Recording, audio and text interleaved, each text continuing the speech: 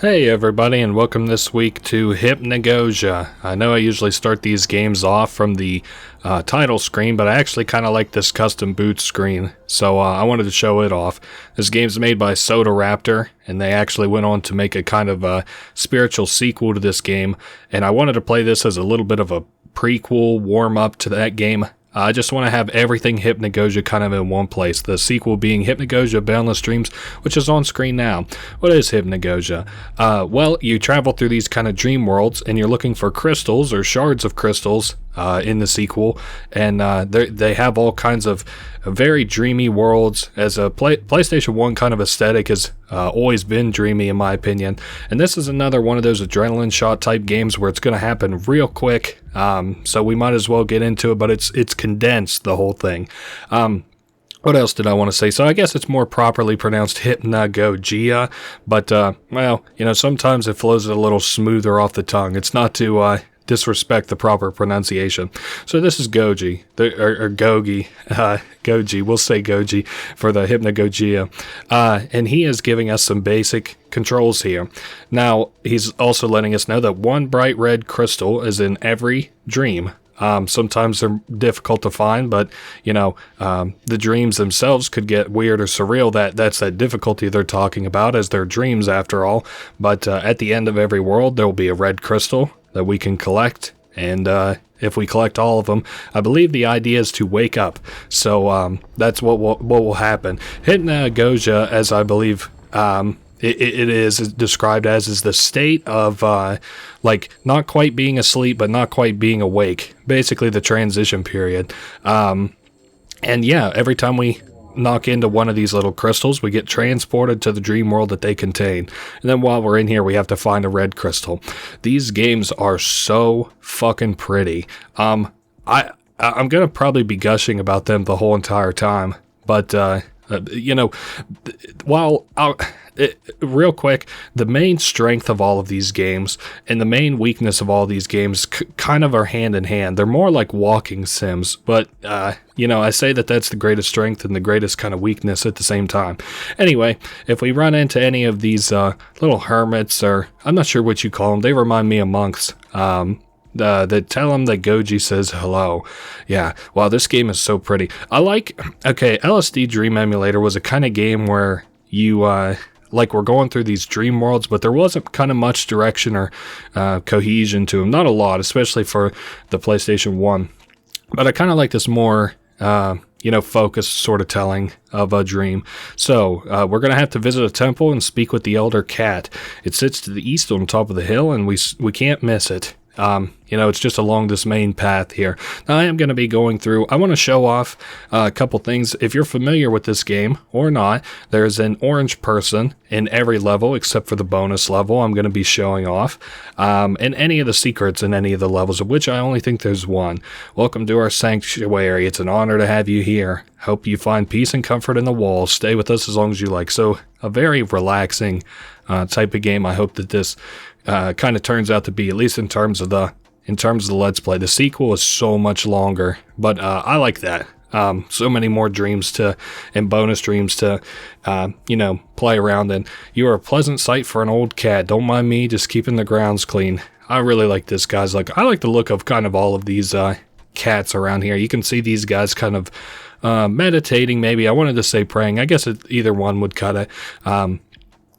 All the front cats have the same dialogue. They are meditating, best to leave them undisturbed. And all the back cats have the same dialogue. Don't you have anything better to do than bother them? Now, I had said that there are secrets in this game.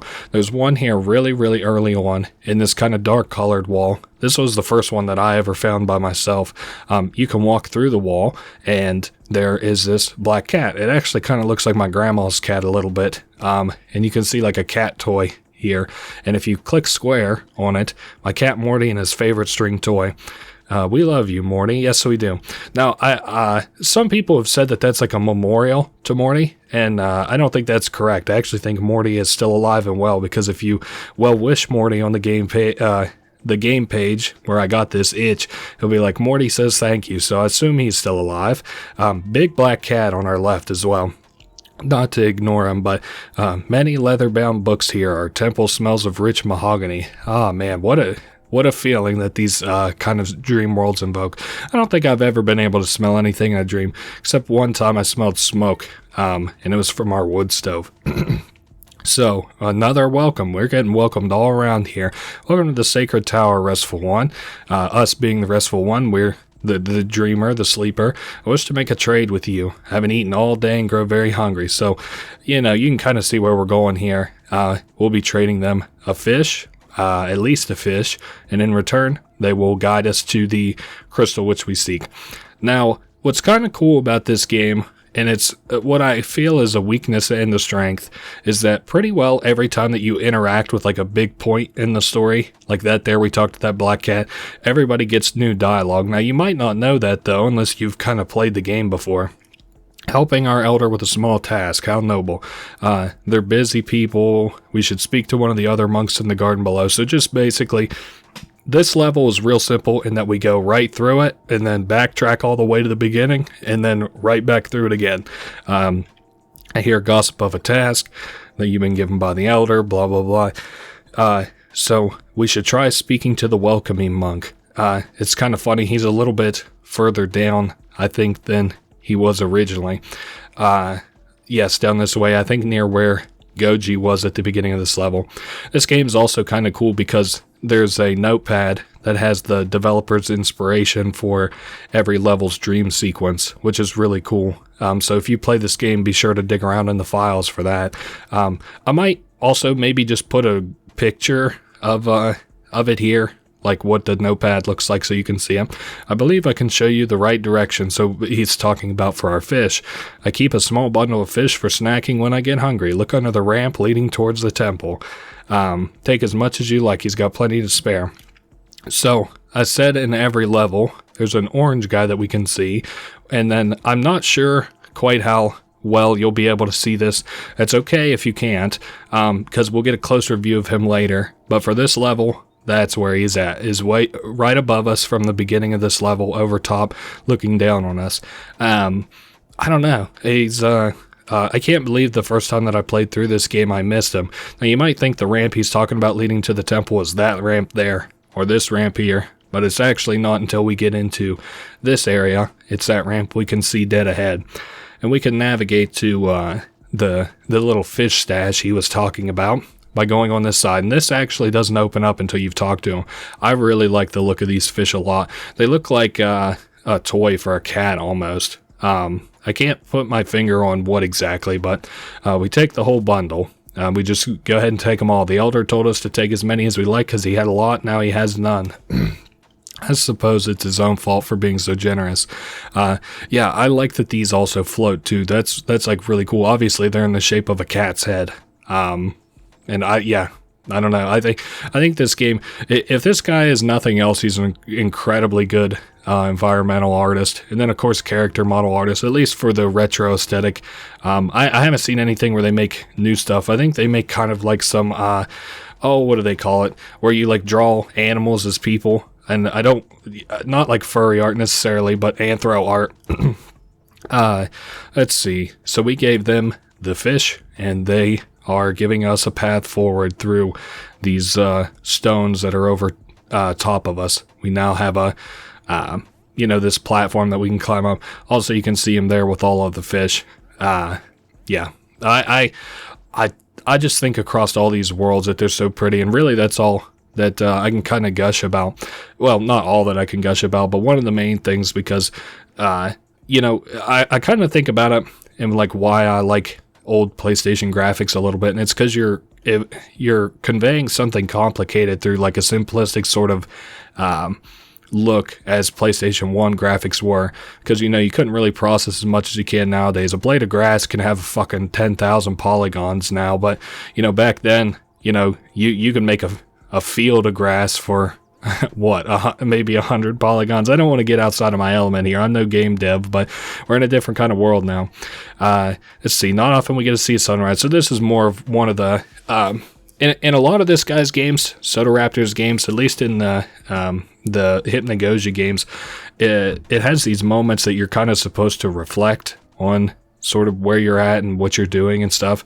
And so it kind of asks you questions that feel pointless because they don't change anything, but they kind of make you reflect. And that's all that this is here, is just like, how nice it is to appreciate beauty. So if somebody says something kind of useless, it's a little bit less that they're not informative and a little bit more that you need to stop and take a break and maybe think about the stuff that you just participated in. So Goji also gives us like little, I don't know what you'd call it, not maybe trivia in between the levels. Did you know this game was made by one person for the 2020 LSD Game Jam? They spent 26 days finalizing the code, art, and animations. Wow, consider me stunned. 26 days for nearly 8 hours a day. Holy moly. Full-time job almost. Well, I guess it would be over a full-time job if that's consistent and true. So the next world, if I'm remembering right, no, this is actually a really good one. But something we need to do here right off the bat, the orange guy is right here at the very beginning. And normally if you die in this game, it resets everything. Your whole progress starts the whole world over. So I'm going to go ahead and kill myself off the bat to kind of show off this orange guy. He looks a little bit weird, doesn't he? Like I said, we'll get a much better look at him as the game kind of goes on. We have Goji here as well. Bit of a draft all the way up here. Yeah, up in the sky.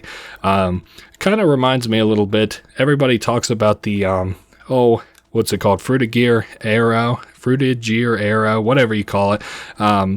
Windows aesthetic. But Windows, like in the transition, I can't remember before or after the kind of Fruitigear arrow, also had this aesthetic where like everything was in the sky and kind of looked like all this shit. I'm thinking of, they had like a chess game for the Windows computers that looked a lot like this.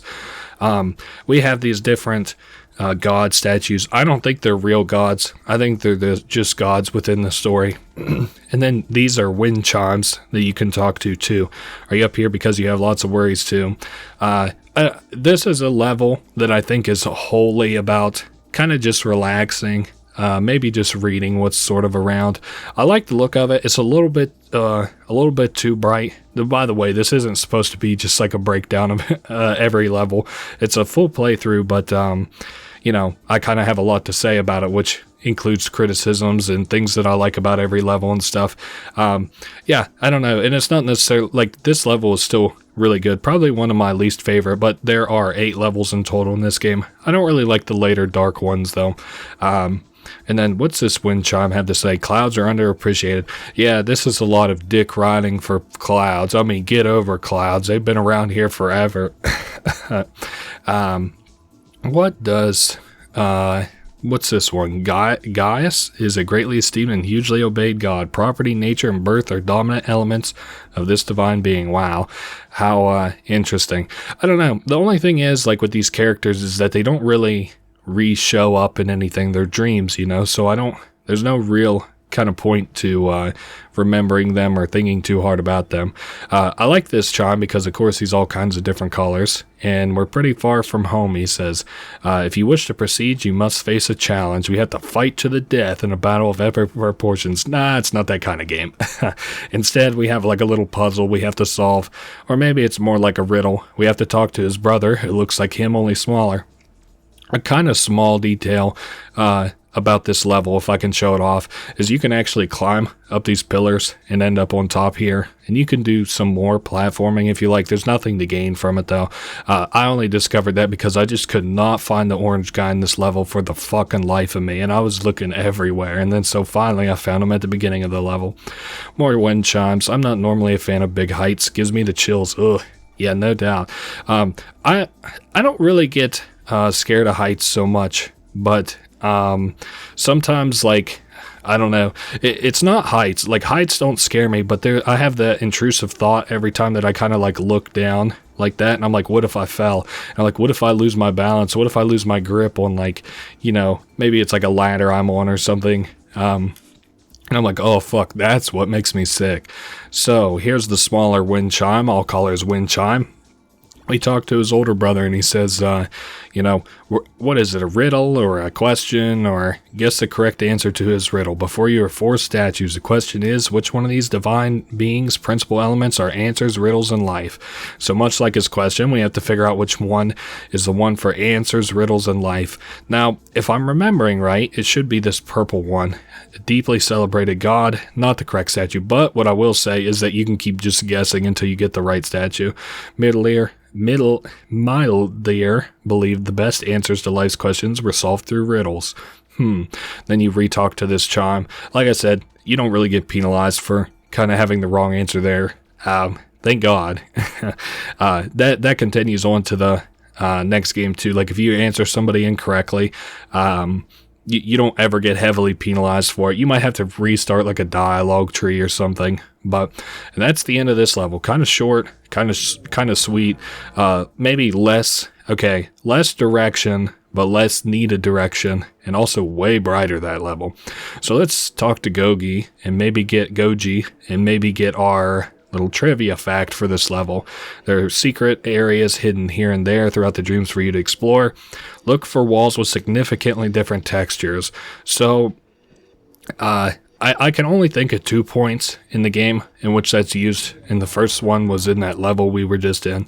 Now, if I'm remembering right, this level should take place, yes, underwater. Learn to swim. Alright, we've got some characters down here with which we can chat. One is, Goji. From the top of infinity to as deep as can go. I guess that can sometimes be what the ocean feels like. Enjoy the ride, he says. Now, we actually have characters, like you might think you're kind of restrained to that bottom area, but we have characters in and about all around that we can go talk to. Here's one of them. These are most of the races of characters that we'll kind of interact with, are these guys who have like the bulbs on their head, like the undersea helmets, and then like the big like head. So I guess this was a quarry, and he says that he's digging for cool stuff in this quarry because I guess people just throw shit down here, and he's trying to dig up something cool. You can't be hurt down here, so if you see something maybe coming my way or us coming up on something, throughout this whole game, if things get kind of creepy, don't worry. You can't get hurt. You can't. I guess the only way you could really be killed is like by falling. I like underwater. Okay, I like this kind of underwater segment. The Mario games, whenever they go underwater, like Super Mario 64, I really don't care for. I really didn't like any of the Jack and Dexter underwater stuff. It's just too kind of nervous. The coelacanth you see above you are mega passive, so that's the breed of the fish we'll kind of see swimming around. You might have noticed it earlier. I do kind of want to take a chance to point it out and get a semi-close look at it, because it does appear in the next game. I'm trying to show off most of the stuff that it make a point of like saying, hey, remember this for the next game. But it's not that important, I don't think. It's a whole different kind of beast. Been down here for a long time, managed to collect quite a few trinkets. Only thing I can't stop thinking about is owning a nice big crusty anchor. Okay, so this guy wants an anchor. And you know something that just kind of hit me? I don't think I know where the orange guy is on this level. That's a problem. Wow, I could have sworn that I knew where he was on every level, but maybe I just completely forgot about this one. So we know somebody already who's digging up stuff here under the water, but I do want to take a chance to talk to everybody. Was this pyramid built here or up there? Oh, okay. The first time that I played this game, I didn't understand what he was saying. So he's like, was the pyramid up there and then fell down here? Or was the pyramid built all the way underwater? He thinks some kind of deep things, not like, won't break your mind deep, not shower thoughts deep, but when things become lost, they're reclaimed by the deep ocean. Civilizations, material items, thoughts, they all end up here. He'll be here all week. I think he said something funny there, but I'm not up for a laugh right now. This is serious business. We gotta find an anchor. We gotta find the orange guy on this level, lest I, maybe I do know where he is. We'll see. So here is a big old anchor, he says. Not too exciting, he guesses. The dig continues until he can find something more interesting. The anchor is all ours. I like it says it has a thick coat of rust and sea crud. Yuck. I never kind of thought about it, but I guess anchors rust.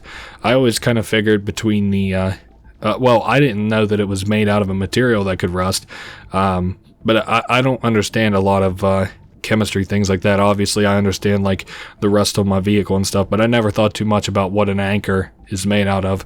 My only kind of sailor and boat experiences are from Popeye, really. Okay, that is one good-looking anchor. He'll set it up front and center for all the world to see. He'll put it up behind him, and he'll give us his most prized possession. He says it's above these platforms above your head, and we'll find whatever it is that is his most prized possession at the top. And here is an anchor, and it'll just spin there for in perpetuity forever. Now, I said two things we kind of want to show off here. One, I want to see if I can find this orange guy, and I'm gonna find him. I've kind of resolved to, because I said I'm going to show him off in every level. So let me get up on top of this pyramid, as is the intended way to do it. So probably the easier way to do it. Is that ain't him coming up on our left, is it? Oh boy. I don't know.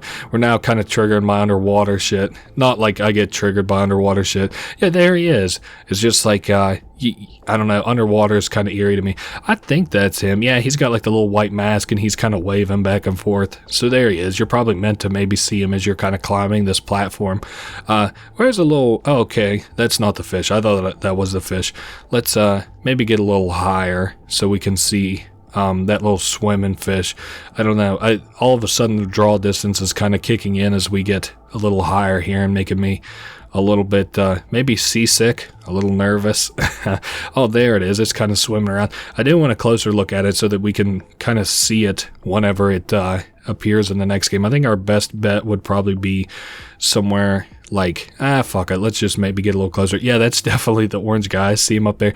It's funny, his legs, he kind of reminds me of, I'm going to put it on screen now. There's a Lobotomy Corporation enemy that he kind of reminds me of. And then maybe I'll show it off later, show another model of it, like put it up next to his model later.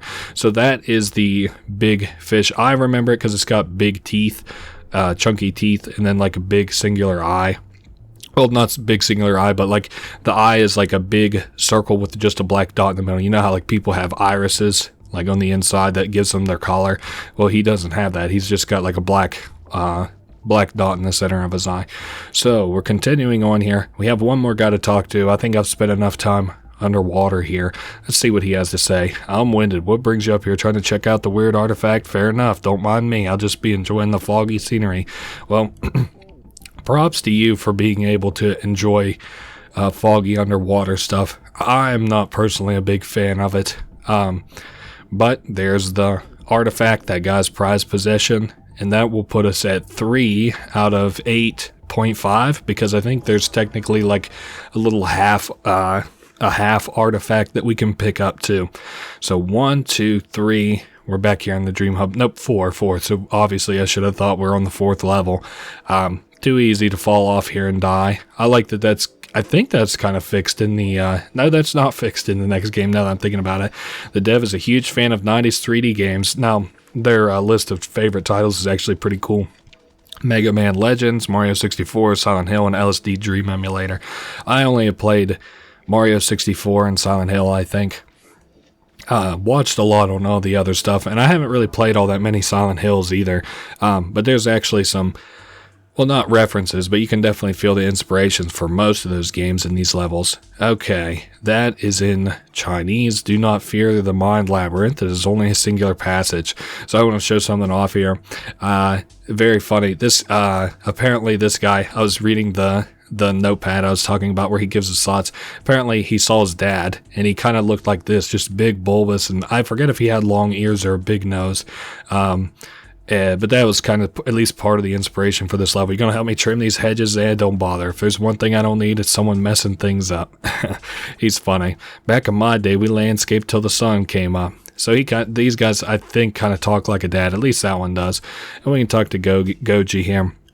Life gets compared to a lot of things. Again, this is another one of those like slow down, think kind of moments, about what we've kind of been messing around with, and also a little bit of a warning that this is going to be a maze type of area.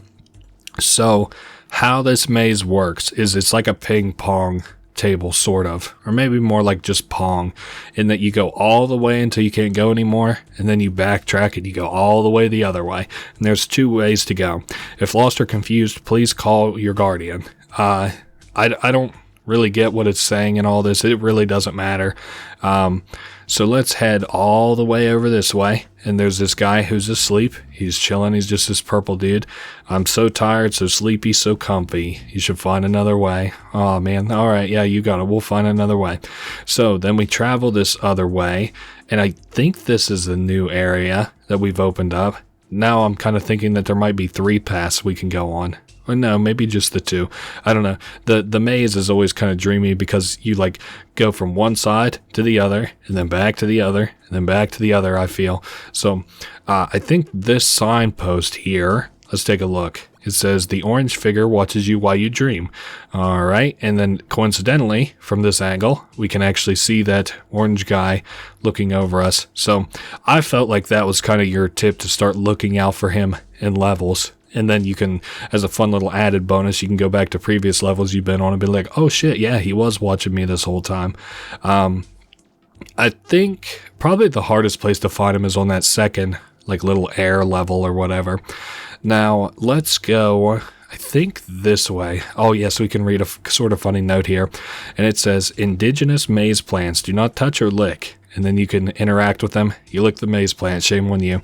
It's funny, we get, like I think a different message for each plant that we like. So this kind of has a lot of this game has a lot of character in that regard too.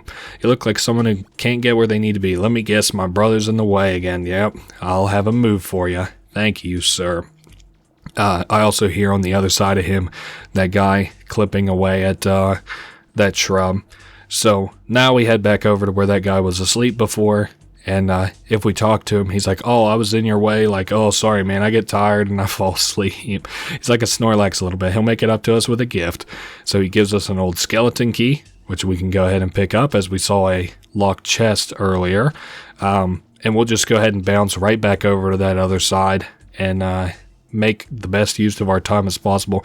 Maybe it would be more apt to say that there's 3 paths that you can go on, because some of this area doesn't open up until you talk to, I guess, that purple goblin. Alright, so we now open this chest, and inside of it is a quarter looking thing. It has George Washington on both sides of it though, so that's kind of interesting. I also was trying to look there to see if it said United States on it, but I don't think it does. I'm not sure, it doesn't matter.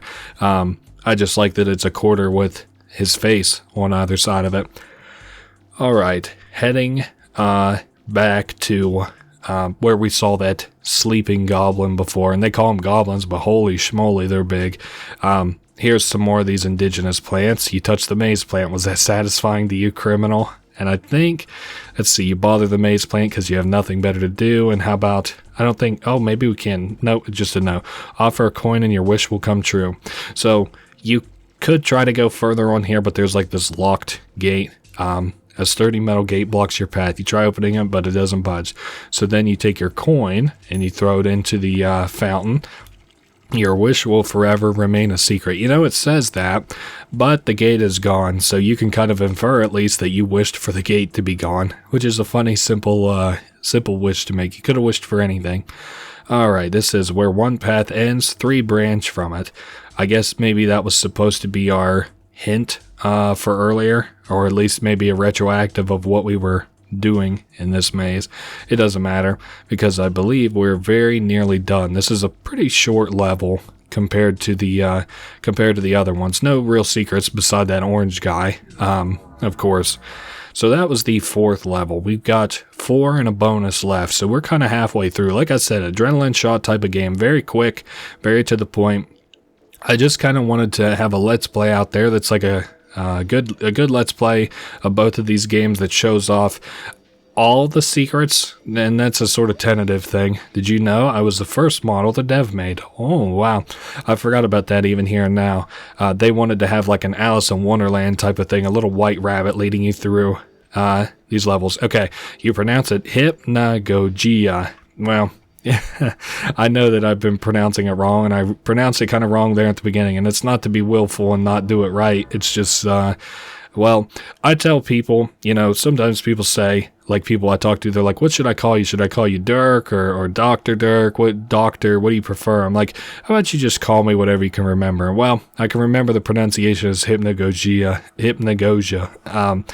Is this the end of the world or the end of something more metaphorical? This level is kind of not bad. Actually, this level gave me a headache the first time I played it between all the rain sounds and stuff. I want to also go ahead really quickly and show off the orange guy for this level. We have a lot of guys to talk to. I guess maybe let's talk to this guy while we're kind of bleeding through here. He doesn't have any missions or objectives. Got any loose change on you? I need to get out of the rain. None? Okay, that's fine. I'll just stay here hoping the next guy will come along with something for him.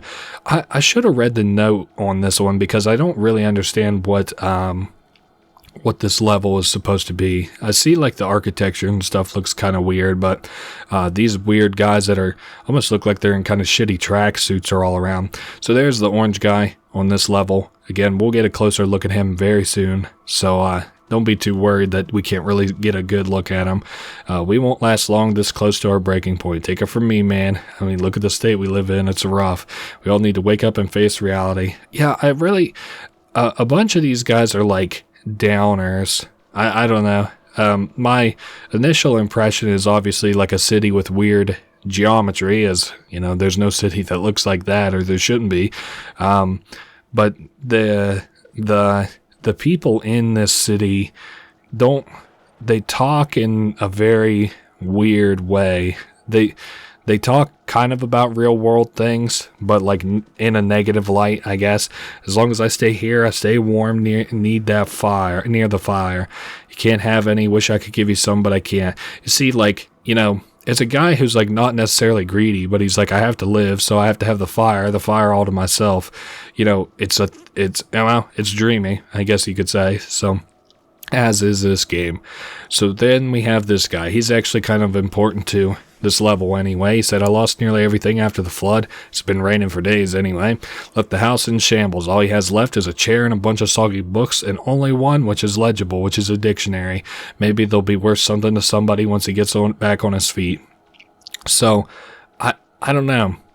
Obviously this is flooded. Now, this level feels a lot like something you would have actually seen in LSD Dream Emulator.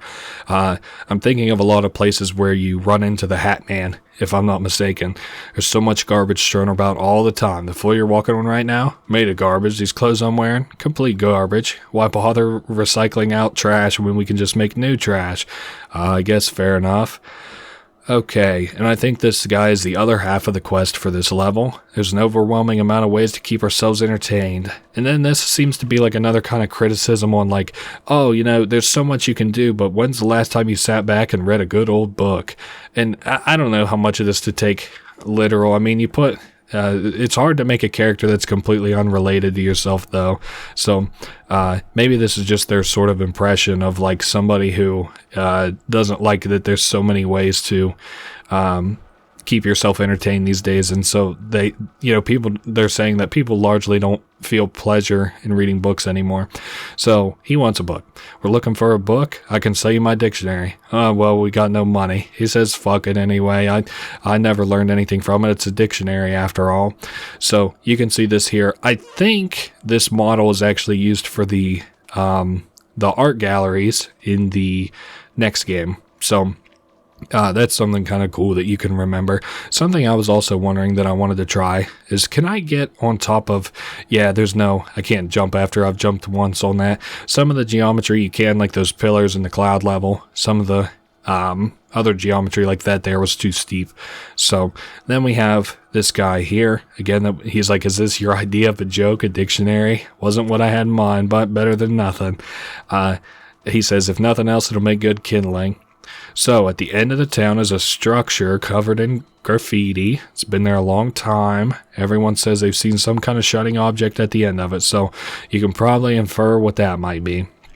I think we have 3 more people left to talk to. Thankfully, they're not too... 4 people. They're not too long-winded, though. Okay, go away. We're full up. I guess that's what they all say, huh? Too many people here taking... I guess, heat out of that barrel, since apparently some guy on the other side of town thinks only one person can have it at a time. Are you here to check this thing out too? Weird looking structure. Always been here for some reason. Nobody knows what's at the end of it. So you can't really, I think this third block doesn't actually spawn here until you complete that quest we just did. Hopefully we don't fall. Yeah, it says that this is a concrete structure with graffiti on it, but it just looks kind of fucking rusted to me. It also kind of looks like whenever like a metal structure has been painted over a couple times and then it starts to chip. That's what I thought it was instead of graffiti. But, you know, I guess it's covered in graffiti, even though I can't discern no art or words from it.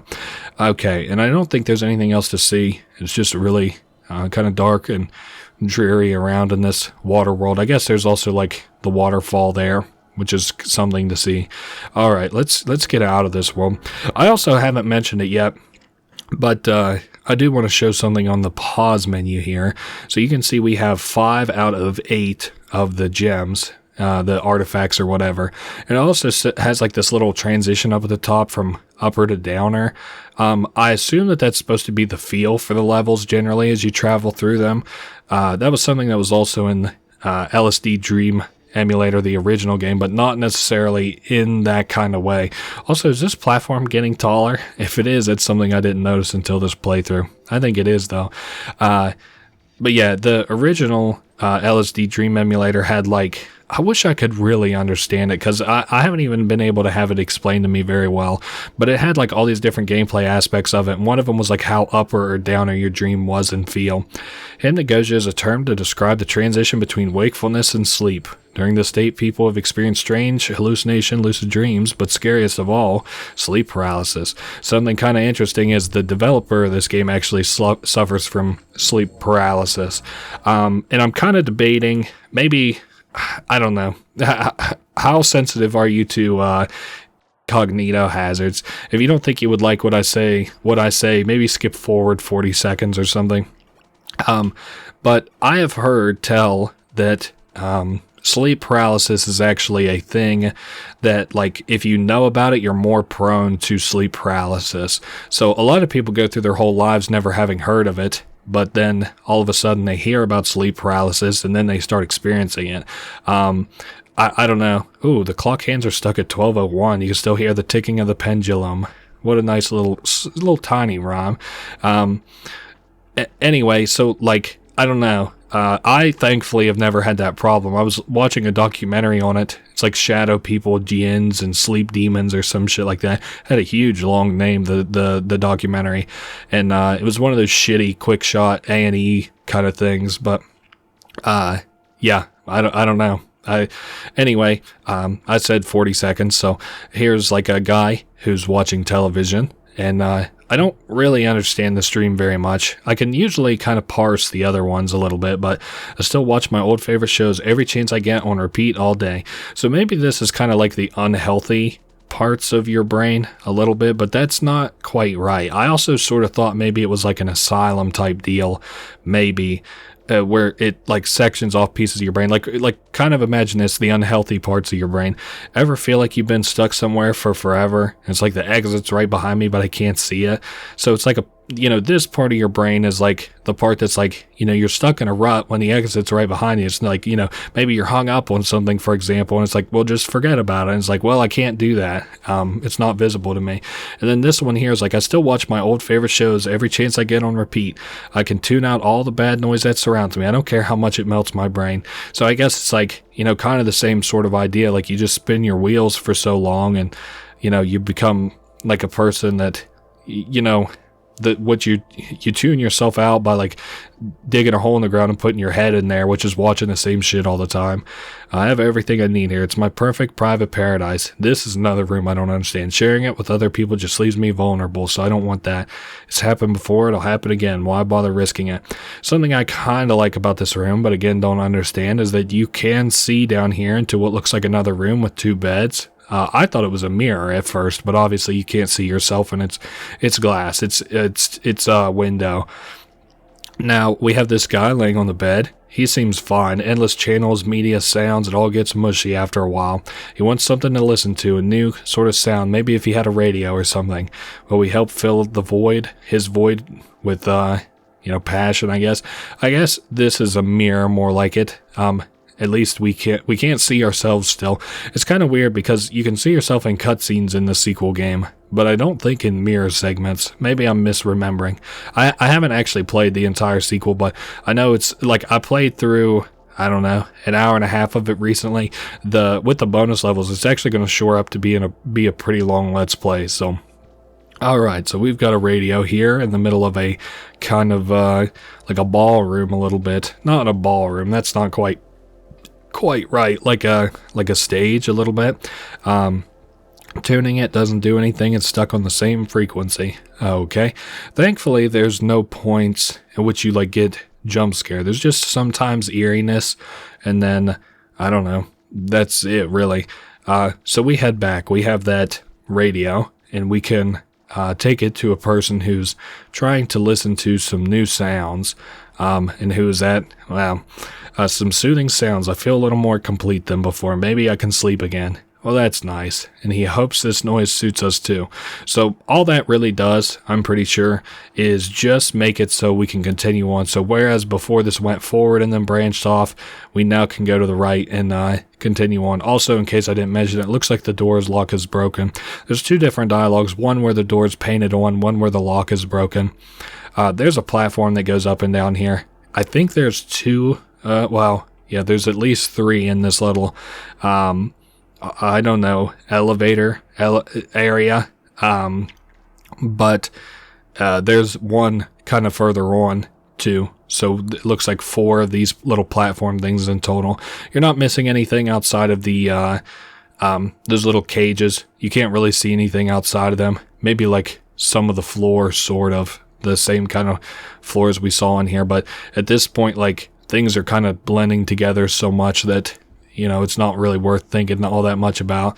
And then this should be the last little bit. I kind of like this because in it almost looks like a clinical sort of looking area next, with the white tile floors and stuff. So this is a vending machine. You don't have any money, though. Besides, the products look a little gray and bland. I kind of was thinking, like, what could you even put in a vending machine that would make it look gray and bland? Probably not food, right? Probably, like, some shaving materials. Like this guy says, when was the last time I shaved? You won't find anything interesting here. Nobody will probably even get this far. I hope the creator wasn't that apprehensive about their work. They were like, people probably won't give a fuck about this. I don't think that's the case, though. Or maybe it's to say something about the dream. But anyway, all those black figures kind of seem like, I don't know, like a part of your brain that you recognize as unhealthy, but you can't really help it. But that's just kind of my take on it anyway. All right, we continue on, and I think, oh yes, actually we do. Why am I not running? The run has been disabled. Has it? It's been slowed down. It's not disabled. Okay. Yeah, so we drop down and then it's like an all-white room. Holy schmoly, that's really bright in my room. This door is locked. We can interact with it. Doesn't feel real. More like it's painted on. You can't leave. Then we turn around, and I've notably neglected the orange man for this level because here he is. You can hit square on him to interact, and he says, "Give me your dreams." And then I thought maybe you had to interact with him again or something, but he actually turns his head. He's got this weird white face about him. But there he goes. He disappears. Thankfully, he doesn't hurt you. And there's the dream shard. I think we have 2.5 more to go. So we've only got maybe a quarter of the game left. Getting kind of turned around here. Yeah, I do think that this that thing is getting as high as the highest platform that we have up. I also think that this next level is the one that features the bonus level. So we'll have to show that off, obviously. Let's see what Goji has to say. Did you know there's an entire commentary script within the game folder written by the dev? So yes, if you're interested in that, check it out. There's no way for me to share it very well on the screen because it's a fucking notepad, but I don't know. I showed just a section of it off if you want to know what it looks like, but you can download it from the itch.io and parse through the files. So this is a school, right? Still can't see yourself in the mirror. Outside looks kind of purple and dreamy a little bit, but like a kind of bad purple dreamy. Like red skies at night, sailor's delight, but red skies in morning, sailor's warning. If you ever find yourself cold and alone, cling to something, anything. It doesn't matter if you forgot the answers to that one test. It's just like talking about school dreams. Maybe I'll talk about school dreams myself. But they say it doesn't matter at the end of the day. The rock we live on rotates another day. So there's a black figure at the end of this hallway. You know, you can kind of see it. The only reason I pointed out is because it's like later in this level as well. And then also it's it's later in this level as well. And then in the next level, it's all about it. That's where the orange guy is in this level. There's a chain link fence blocking the path. We can't get any further for now. That's where he's located in this level. And so that's all the vanilla sort of sightings of him because he doesn't appear in the bonus levels. Now we've got places we can go like down this hallway here and up that away. I'm going to go ahead and just skip that and go straight for the bonus level. Reason being is because we're going to have to tread this old path again anyway. So we can go through the wall there, and inside here is this snow globe. It's actually pretty. I think that this is reused for puzzles in the next game. This model is a beautiful snow globe sitting on the desk. While peering deeply into it, you feel an ice shiver run down your neck. Now this is going to be a very bright level. It is all snow. Very pretty. Our objective, build a snowman, or at least the name of the level. What a blisteringly blinding field of wintry goodness. A bit of a stark contrast to where we just were, no doubt. Dark and eerie to bright and nice and white and fluffy. I guess right now, for me anyway, it's kind of winter. It's the very end of December. It's kind of nice. We haven't had a good snowfall like this quite yet where I live. I'm trying to show everything off in a way that we can see the most unique dialogue possible. Okay, so here are two people inside of an igloo. I really like these models a lot. They remind me of a character from Dark Cloud. I can't remember them, but it does kind of look like they have noses. My friend once told me of a great glass ceiling above us that controls the weather. I mean, all we've ever known is a life of endless icy tundras and snowfall. She could have been telling the truth. Maybe. Have you explored further up north yet? There's a huge mountain. Their elder lives up there. A little reclusive, but makes great snow tea. We'll get onto that shortly. Then we have these two guys here who are cooking up some meat, which we'll see a model of here shortly. But I think they say it's elk meat. I can't wait for this to finish cooking. A warm meal on a cold day is something I never take for granted. I'll tell you, I like blowing in from like a rainstorm or something and blowing into like a buffet and having a nice big warm plate of something at a buffet. That's nice. Care for a helping of northern elk haunch? It's almost done cooking. Sit with us by the fire if you ever need a companionship. So imagine just sitting here with these fellas. This is a really nice, I don't know, something about, there's like 2 or 3 times across these games when I feel something like this. And this is the time right here and right now. I don't know. It's kind of chill. Like you kind of imagine yourself living in this world. And there's not like a lot to do. I mean, they have fun with the snow. I also like this person because they have a little sneeze sound effect. They've been stuck here all day with a cold. It's boring in the village. I wish I could go play with my friends. They've got the sneezes. I hate when that happens. My work is pretty dusty, so that happens to me a lot. I can't help but stay inside on days like this. It's maximum comfort. Days like what? Days when it snows? It snows every day, so you're inside every day? Come on, man. We try to keep our life in the village simple and contained. It's not much, but it helps to have a moderately carefree outlook on things sometimes. Yeah, I guess so. I never really understood igloos. Don't they actually have fires in them? I don't know how an igloo really works. I get the idea of a circular dome to kind of retain natural body heat, but I really don't. I really don't understand quite how they function that well. I guess you make do. All right, so there's somebody making a snowman, and their other friend just kind of standing here waving their arm back and forth. You spoke with our sick friend. Guess she's still stuck at home. Maybe you could help us finish Mr. Snowman. We just need a good sticky snow to roll the head. That's true. You don't want that stuff that's too powdery. You need something with some good substance to it if you're going to make a snowman. What shall we name you, Mr. Snowman? How about Sir Watson Maxwell Brimsley III? Very cute name. Kind of stuff that kids would come up with, which is kind of what these guys remind me of. Obviously, they're small, short, and they're just kind of playing in the snow.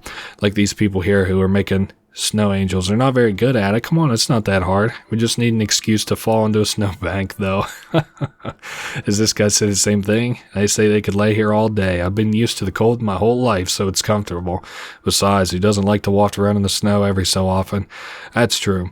I really like this character here. They keep running up to the top of that hill there, and then they sit down and they sled all the way down. It's not... Again, like there's 2 or 3 times in each of these games when I feel a certain way, and this is another one. I really like this little animation cycle.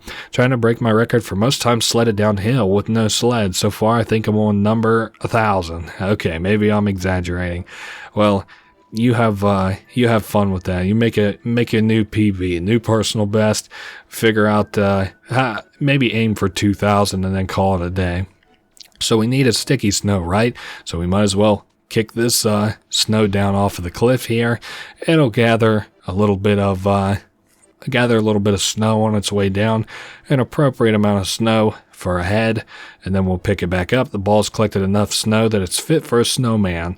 So you can kind of like try to put it on, but you can't quite yet. But if you talk to this guy, you got enough snow to make the head for our buddy here. It needs some features though, like all good snowmen do. Now Colo ain't quite as accessible as it could have been way back in the day. You know, I figure a lot of people use snow to heat their homes way back when, but now it's a little bit harder to get your hands on. But a carrot and, what is it? I guess you could use button eyes too. It's kind of whatever you're feeling, for your own little snowman.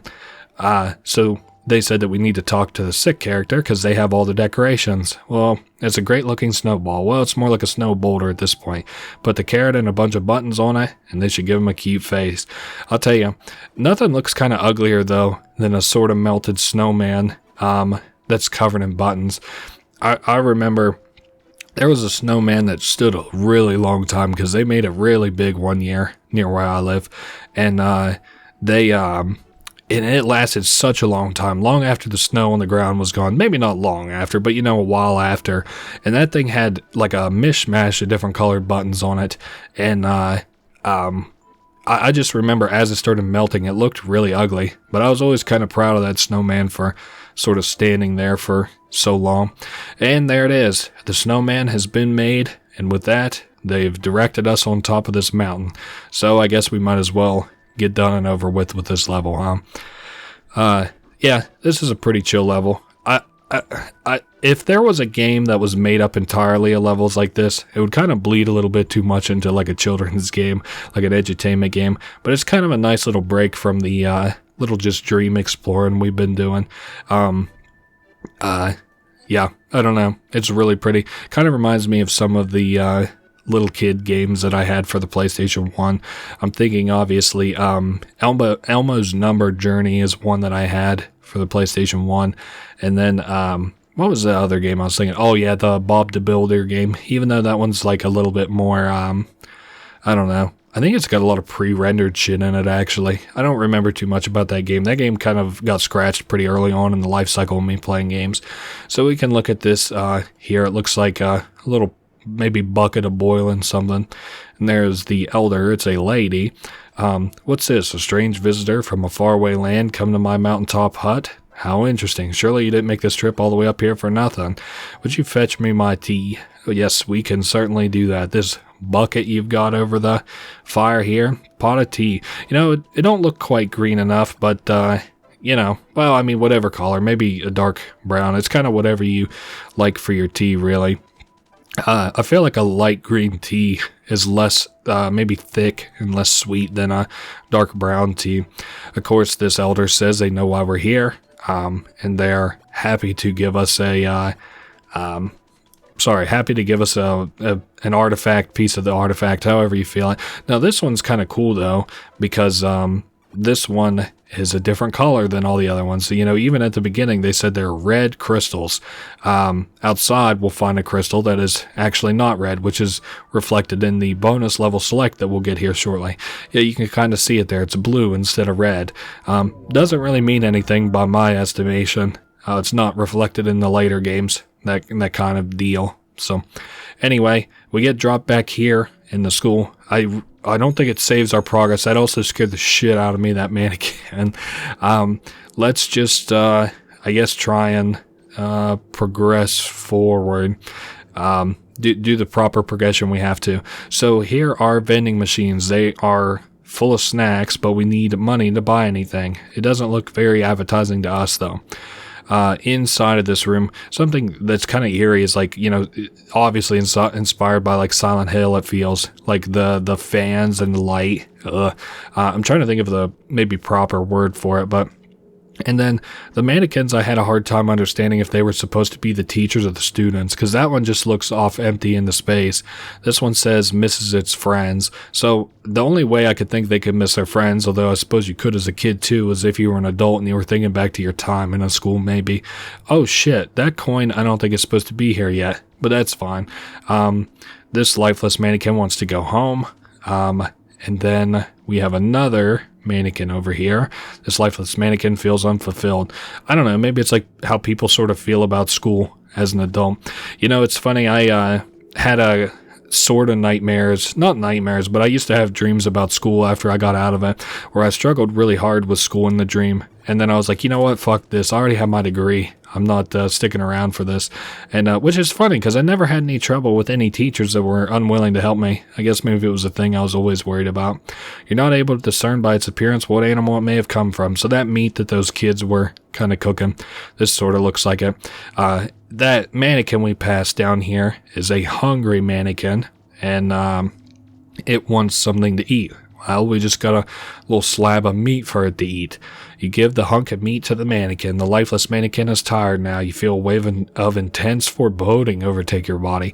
Now, something I want to tell you, it's going to get dark and it's going to get a little scary, but nothing's going to jump out at you. Nothing's going to hurt you. It's just a lot of eerie mannequins, some flashing lights. It's actually a lot darker in this area.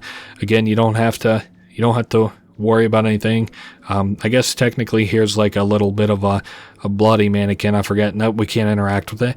You can see that dark figure from earlier in the school level all the way out the way. And yeah, I think we're pretty well ready to wrap up this level now.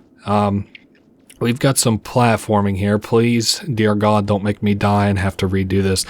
This level, it doesn't scare me, but I just really don't like it all that much. It has like I don't know, it's really not that big, but the backtracking you do just kind of gives me a little bit of a headache. Spinny hallways here also are an element that is in the next game as well. Yeah, I was like, where could that orange guy be the first time that I played this? And then, of course, I almost ran. He was probably the easiest out of all of them to find. And then there's like a little desk seated out looking over this horizon, an upside down horizon. And that's it for the 7th level and the bonus level that was contained within.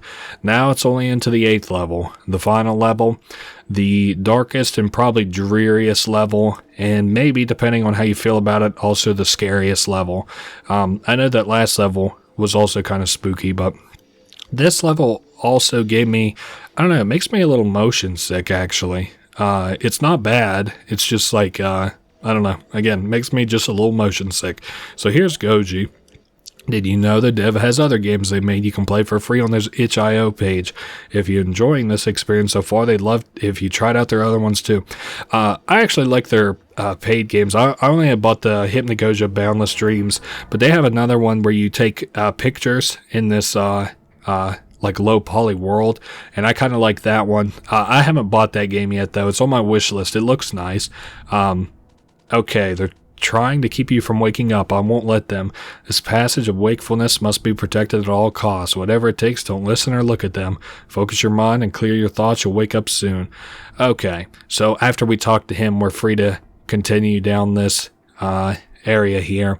You know, like I said, this level kind of gave me a little bit of a sickness. It really didn't scare me, and that's not to be like, yeah, I'm a tough guy, I don't get scared of video games, but this area, like, I don't know, something about the way it waves and stuff just kind of made me a little sick. I don't know how to put my finger on it.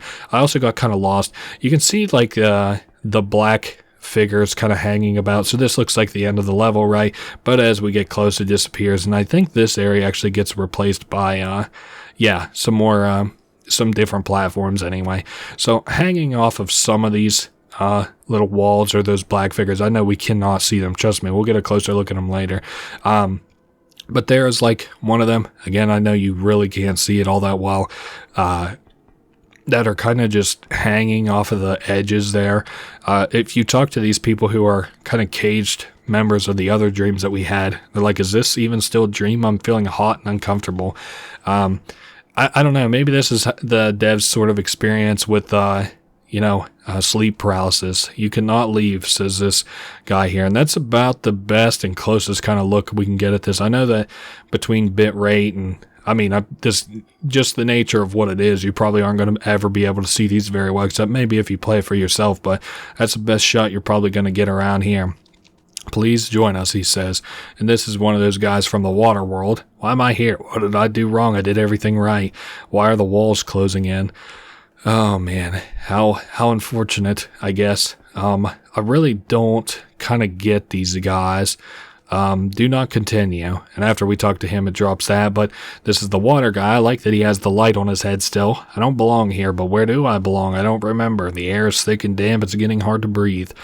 Oh, man. So not quite underwater anymore, but still difficult to breathe, still imposing.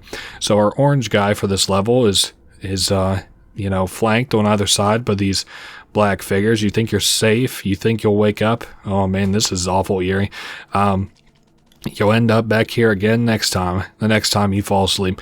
It's kind of funny. They say, stay here and dream. We don't want to hurt you. We just want to keep you.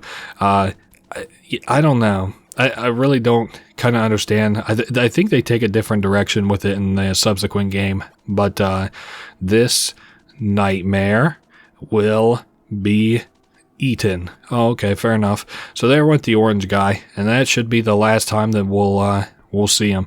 He opens up the path forward, and we can kind of continue up and out of here. Yeah, I don't know. It's a little bit, spooky. It's a little bit kind of eerie. I was wondering if it kind of laid off of the waviness a little bit, but that doesn't seem to be the case. The waviness gave me like a pretty big headache and some motion sickness the first time I played, but you don't really see anything like this in the other game, and it's much longer. So like I said, I just kind of wanted like a little bit of a primer, something where I'm kind of showing off all the secrets, and you can anticipate this is how like the Hypnagogia Boundless Dreams is going to go. So there's the rabbit. He actually doesn't have any dialogue, but I'll get close to him so you can see I'm not lying. And then you just collect the final dream shard, the 8th one, I guess 8.5 kinda, and that has been the 8th level. And we get a little cutscene here at the end. I really, I don't know. This is kind of pretty. This reminds me of Glover a little bit, because you collect crystals from all these different worlds, and then there's like a little spinny kind of thing at the end of it where the wizard becomes like not stone anymore. He's been stone the whole game, and then he becomes not stone. So now that we collected all those, I suppose you would imagine that we'll wake up. And that's not me alluding to something else happens. I just don't think there's anything more to it. The rabbit kind of guided you to collect the crystals, and you had a nice little nighttime adventure, and now it's time to wake up. So from here, new dream select mode unlocked. I guess for the sake of what it is, I'll just go ahead and you can see here, game by Soda Raptor, Ralph Corella. Interesting. I don't know. I really like Soda Raptor's games. I definitely don't want the outro to be like as long as the level, but this game I had a lot of fun with. I really like this guy's other games. It's getting kind of harder to follow him on stuff. I followed him on Twitter whenever I had Twitter, and then like retroactively I was like, I wonder how he's doing on Twitter now. Well, they shut down their account respectively. I've also shut down my account on Twitter, now known as X. I got rid of mine because they were talking about rate limiting users, and I was like, I don't know. I only use this to follow game devs anyway, like Soda Raptor, and I was like looking to see how they were doing, now, and I guess they moved on to Blue Sky and which is the alternative, I think. And so I just wanted to see what they've been working on. I think they released a game back in October, and I was looking at it, and I was just like, I don't know. I don't think that game's for me. I still am interested in the interior worlds. Thanks for playing. Now, the only other thing I wanted to show, and this is super simple. All right, I can kind of show off Hub Plus here real quick. It's pretty cool. It just like lets you run around and level select. Dream 1 Cat World. You can also talk to Goji here. He says you're in the Enhanced Dream Hub, or just the Hub Plus as we call it.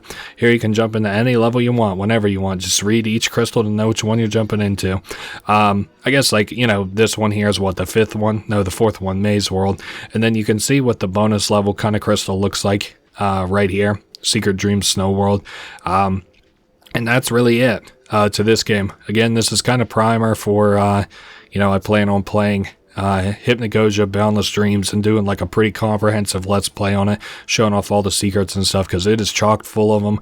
The game's a lot of fun, all kinds of secret worlds. I haven't seen anybody who's played through it in its entirety yet, so I kind of want to get that out there, so if people want to see it, they can. Yeah, that's been this game, though. I don't want to keep you any longer. Like I said, I don't want the outro to be the length of a full level. I just wanted to show everything off.